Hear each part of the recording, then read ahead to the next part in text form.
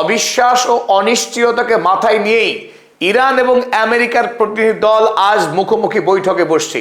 গত 19 তারিখ প্রথম আমেরিকা এবং ইরানের দ্বিপাক্ষিক বৈঠকে বসবার কথা ছিল জেনেভাতে। সেই বৈঠক বাতিল হয়েছিল ইসরায়েলের লেবাননে হামলার কারণেই। আজ যখন লেবাননে আক্রমণ চলছে, তার মধ্যেই নতুন করে ইরান এবং আমেরিকার প্রতিনিধি দল এই মুহূর্তে যখন আমরা রেকর্ডিং করছি আলোচনা শুরু হয়েছে। দুই দেশের মধ্যে যে মধ্যস্থতা করছিল পাকিস্তানের প্রধানমন্ত্রী শেহবাজ শরীফ এবং পাকিস্তানের ফিল্ড মার্শাল আসিম মুনির, তাদের সঙ্গে আমেরিকার প্রতিনিধি দলের বৈঠক চলছে। অপরদিকে ইরানের প্রতিনিধি দলের সঙ্গে সৌজন্য সাক্ষাৎ চলছে সুইজারল্যান্ডের কর্তৃপক্ষের। তো আমেরিকা যুক্তরাষ্ট্র কেবলমাত্র ইরানের সঙ্গে যুদ্ধেই পরাস্ত হয়নি, আমেরিকা যুক্তরাষ্ট্র ইসরায়েলের কাছেও পরাস্ত হয়েছে। কারণ ডোনাল্ড ট্রাম্প একাধিকবার সাংবাদিক সম্মেলনে লেবাননে গণহত্যা বন্ধ করতে নির্দেশ দিয়েছিল ইসরায়েলকে। নেতানিয়াহুর সঙ্গে তার কয়েক দফা বচসাও হয়েছে। তাতেও কিন্তু আমরা দেখতে পাচ্ছি ইসরায়েলকে আমেরিকা যুক্তরাষ্ট্র কোনোভাবেই এখনো বাগে আনতে পারেনি। অর্থাৎ আমেরিকার বিরুদ্ধে গিয়েই আমেরিকা ইরান চুক্তিকে ধ্বংস করার লক্ষ্য নিয়ে লেবাননের সাধারণ মানুষকে এই মুহূর্তে খুন করে চলেছে এই বর্বর ইসরায়েল রাষ্ট্র। তবে যেটা আশঙ্কা করা হয়েছিল যে ইরান আমেরিকার সঙ্গে কোনো রকম আলোচনায় না গিয়ে সরাসরি কি যুদ্ধে যাবে, এই দখলদার ইসরায়েলে আক্রমণ করে নতুন করে কি মধ্যপ্রাচ্যে ভয়াবহ যুদ্ধ শুরু হবে। তবে সেই যুদ্ধ এখনই শুরু না হলে ইরান শেষবারের মতো আমেরিকা যুক্তরাষ্ট্রকে কূটনৈতিকভাবে চাপ প্রয়োগ করার চেষ্টা করার লক্ষ্য নিয়েই এই বৈঠকে উপস্থিত হয়েছে। এই বৈঠকের যে তাৎপর্যপূর্ণ ঘটনা আমরা দেখতে পাচ্ছি, ইরানের পক্ষে এই বৈঠকে যোগদান করছেন পার্লামেন্টের স্পিকার মোহাম্মদ বাকের গালিবাফ এবং ইরানের বিদেশমন্ত্রী সৈয়দ আব্বাস আরাগচি। তার সঙ্গে রয়েছে ইরানের সুপ্রিম ন্যাশনাল সিকিউরিটি কাউন্সিলের ডেপুটি হেড বাকেরি কানি এবং ইরানের সেন্ট্রাল ব্যাংকের গভর্নর হেমাতি রয়েছেন। এবং আরো উল্লেখযোগ্য, ইরানের সর্বোচ্চ ধর্মীয় নেতা আয়াতুল্লাহ মুস্তফা খামেনির নিজস্ব একজন প্রতিনিধি, তিনিও এই বৈঠকে অংশগ্রহণ করছেন। ওদিকে যথারীতি আমেরিকার পক্ষে উপস্থিত হয়েছেন আমেরিকার ভাইস প্রেসিডেন্ট জেডি ভ্যান্স এবং দুই চাঙ্গুমাঙ্গুর জড়ি স্টিভ উইটকফ এবং ডোনাল্ড ট্রাম্পের জামাই জারেড কুশনার, যাদেরকে ইরান বা বাকি বিশ্ব মনে করে জায়নিস্ট ডিপ্লোম্যাট। তার সঙ্গে আমেরিকার পক্ষ থেকে এক ঝাঁক টেকনিক্যাল এক্সপার্ট টিম সুইজারল্যান্ডের এই বৈঠকে অংশগ্রহণ করেছে। আর এই বৈঠকের মধ্যস্থতা করছে পাকিস্তান এবং কাতার রাষ্ট্র।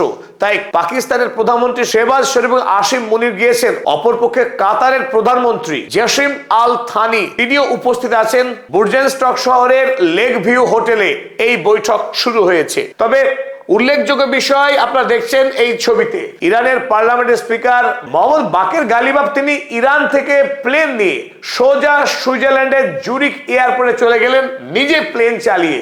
যে ছবি আপনারা দেখছেন, কাল যখন বিমান তিনি চালাচ্ছিলেন সেই অবস্থায় বিমানে বসে এই ছবি নেওয়া হয়েছে। যিনি অনেক বছর আগেই প্লেন চালানো ছেড়ে দিয়েছেন, সেই মানুষটাই নিজেই প্লেন চালিয়ে যাচ্ছেন। একেই বলে ইরান, একেই বলে সাহসিকতা, একেই বলে বীরত্ব। ইরান যে কোনো অসম্ভবকেই সম্ভব করতে পারে। আরো তাৎপর্যপূর্ণ বিষয় এই, সুইজারল্যান্ডে ইরানের পক্ষে যে প্লেনে করে মোহাম্মদ বাকের গালিবাফরা পৌঁছলেন, সেই প্লেনের নাম মিরাজ এবং যার গায়ে বড় করে লেখা আছে #মিনাব অন 68। আমেরিকার বর্বরতাকে ইউরোপের মানুষের সামনে তুলে ধরবার জন্য আরো একবার ইরান #মিনাব অন 68 এই প্লেনের ব্যবহার করলো। এই মুহূর্তে গোটা পৃথিবী ভারাক্রান্ত লেবাননকে নিয়ে।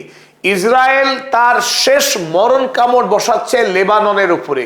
আমেরিকা এবং ইরান মৌ স্বাক্ষর করবার পর থেকেই ইসরায়েল লেবাননের জনগণের উপরে মারাত্মকভাবে সন্ত্রাসী হামলা চালিয়ে যাচ্ছে। এবং 18 জুনের পর থেকে আজ 21 জুন, এই 3 দিনের মধ্যে 100-রও অধিক লেবানিজ মানুষকে খুন করেছে এই বর্বর ক্রিমিনাল বেঞ্জামিন নেতানিয়াহু এবং বেন গিররা।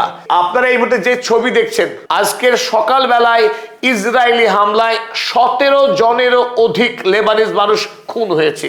আর সেই রক্তের উপরে দাঁড়িয়েই আজ ইরান আমেরিকার প্রতিনিধি দল মুখোমুখি বৈঠক করছে।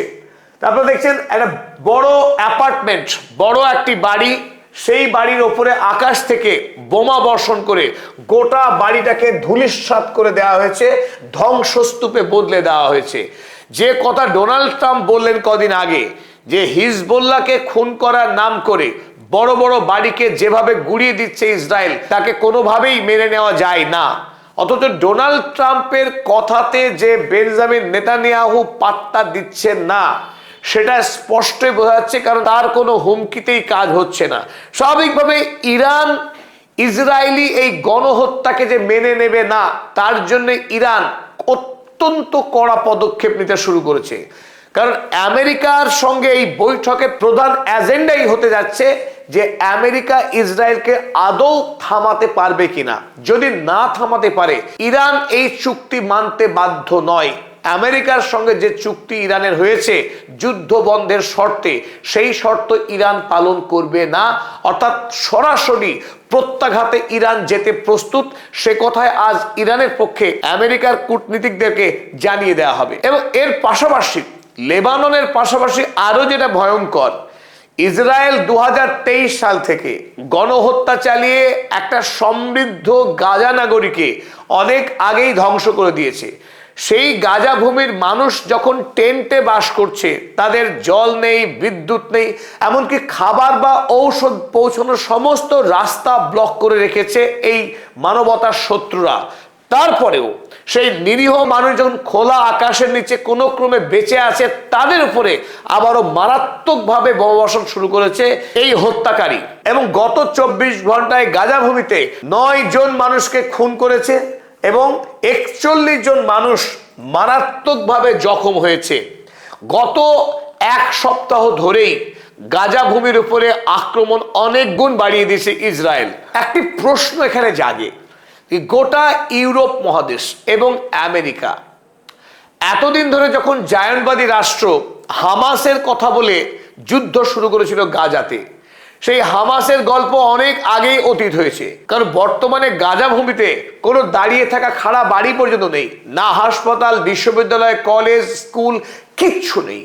তার ওপরেও এতদিন পরে ধারাবাহিক বোমাবর্ষণ চলে যাচ্ছে ইসরায়েল। ওদিকে ওয়েস্ট ব্যাংকের যে 2-1টা বাড়িঘর ছিল ফিলিস্তিনিদের, তার সিংহভাগ ইতিমধ্যেই দখল করে নিয়েছে ইসরায়েল। তারপরেও পশ্চিমী দুনিয়ার সরকারেরা এখনো কোনো কড়া স্যাংশন দেয়নি ইসরায়েলের উপরে। এখন প্রশ্ন, কবে এই ইসরায়েল রাষ্ট্রের উপরে স্যাংশন দেওয়া হবে, কবে ইসরায়েল রাষ্ট্রের বিরুদ্ধে যুদ্ধ ঘোষণা করা হবে? কারণ গোটা পৃথিবী এভাবে নির্বিকার থাকতে পারে না। লেবানন এবং গাজার মানুষকে যেভাবে খুন হতে হচ্ছে আজকের এই সভ্যতায় দাঁড়িয়ে, কোনোভাবেই তাকে মেনে নেওয়া যায় না। অতএব ইরানের পক্ষে স্পষ্টই জানানো হয়েছে আজকের এই বৈঠকে লেবাননের যুদ্ধ থামানোই হবে প্রধান agenda. The Zionist regime continues to violate its commitment in Lebanon. জায়নবাদীরা ধারাবাহিকভাবে তাদের প্রতিশ্রুতি ভঙ্গ করেছে লেবাননে। This issue will be the main topics of discussion in today's talks. সরাসরি ইরানের পক্ষে এটাই জানানো হয়েছে যে আজকের এই বৈঠকে তাদের মূল আলোচ্য বিষয় হবে এটি। তবে এর পাশাপাশি ইরানের ওপরে যে স্যাংশন তুলে নেওয়ার কথা বলেছে আমেরিকা যুক্তরাষ্ট্র, সেই বিষয়ে ইরানকে কবে সার্টিফিকেট দেওয়া হবে যাতে করে ইরান বিশ্বের বাজারে অবাধে তেল রপ্তানি করতে পারে, এবং ইরানের যে বিপুল পরিমাণে ফ্রোজেন মানি যেটা ইরানের হাতে তুলে দেওয়ার কথা আমেরিকার পক্ষ থেকে, সেটা কবে এবং কিভাবে তুলে দেওয়া হবে সেই বিষয়েও মার্কিন প্রতিনিধি দলের সঙ্গে একটি নির্দিষ্ট ফ্রেমওয়ার্ক তৈরি করতে চাইছে ইরান আজকের এই বৈঠকে। তবে আজকের এই বৈঠকের ভবিষ্যৎ নির্ভর করছে নিশ্চিতভাবেই লেবাননের উপর। লেবাননের যুদ্ধ থামাতে যদি আমেরিকা ব্যর্থ হয়, তাহলে ইরান এই চুক্তি ভেঙে দিয়ে সরাসরি যুদ্ধে যাবে বলেই আমাদের অনুমান। আপনারাও আপনাদের এই বিষয়ে সুচিন্তিত মতামত জানাবেন। তবে অনেকেই মনে করতে পারে ইরান কেন ব্যবস্থা নিচ্ছে না। তবে ইরান ইতিমধ্যে ব্যবস্থা নিয়েছে। ইরানের এই মুহূর্তে তার যে মূল নিউক্লিয়ার অস্ত্র হরমুজ প্রণালী, যে হরমুজ প্রণালী নিউক্লিয়ারের থেকেও শক্তিশালী, সেই হরমুজ প্রণালীকে গত রাতেই পুরোপুরি বন্ধ করে দিয়েছে ইরান। যুদ্ধকালীন সময়ে আমেরিকার উপরে যে প্রবল চাপ প্রয়োগ করা হয়েছিল এই হরমুজ প্রণালী ব্যবহার করে, একই পথে হেঁটে ইরান গতকাল রাত থেকে আনুষ্ঠানিকভাবে পুরোপুরি বন্ধ করে দিয়েছে হরমুজের জাহাজ চলাচল। সেই প্রসঙ্গে ফার্স নিউজ তারা সংবাদ করেছে, strait of Hormuz remains closed until further notice, Iran's Fars news agency. ইরানের পক্ষে ফার্স নিউজ এজেন্সি তারা জানিয়েছে যে নতুন করে সরকার নির্দেশ না দেওয়া পর্যন্ত এখন পুরোপুরি হরমুজ প্রণালীতে জাহাজ চলাচল বন্ধ। অর্থাৎ বিশ্বের বাজারে আরো একবার জ্বালানি নিয়ে, পেট্রোকেমিক্যালস এবং রাসায়নিক সার নিয়ে উত্তেজনা এবং উদ্বেগ শুরু হয়েছে। আবারও তেলের দাম বাড়তে শুরু করেছে, আর যখনই অস্থিরতা শুরু করছে তখনই বিশ্বে আমরা দেখতে পাচ্ছি সোনার দাম পড়তে শুরু করছে আর তেলের দাম বাড়তে শুরু করছে। সেই খেলা আবারও শুরু হয়েছে। ডোনাল্ড ট্রাম্প কোনোভাবেই চাইছেন না হরমুজ প্রণালী বন্ধ হোক, আর হরমুজ প্রণালী বন্ধ হওয়া মানেই ডোনাল্ড ট্রাম্পের ভাগ্যের তালা লেগে যাওয়া। তাই আমেরিকা আন্তরিকতার সাথেই এই মুহূর্তে ইরানের সঙ্গে চুক্তিকে বাঁচিয়ে রাখতে চাইছে এবং যুদ্ধেও আর ফিরতে চাইছে না আমেরিকা। তবে এটা খুব স্পষ্ট, আমেরিকা এখনো পর্যন্ত ইসরায়েলের উপরে প্রভাব সৃষ্টি করতে সম্পূর্ণ ব্যর্থ। তাই যদি আমেরিকা ইসরায়েলকে থামাতে না পারে তাহলে এই চুক্তির কোনো অর্থই নেই। ইরান এই ধরনের চুক্তি চায়ও না। যদি আমেরিকা ইসরায়েলকে না থামাতে পারে তাহলে সম্ভাবনা খুব প্রবল ইরান খুব শিগগিরই এই জায়নবাদী রাষ্ট্রকে মারাত্মক শাস্তি দিতে শুরু করবে। এখনকার মতো আপনাদেরকে ধন্যবাদ জানাচ্ছি। তবে আমরা চোখ রেখেছি সুইজারল্যান্ডের এই বৈঠকের দিকে। যখনই আপডেট পাওয়া যাবে আপডেট নিয়ে আবার আপনাদের সামনে ফিরে আসছি।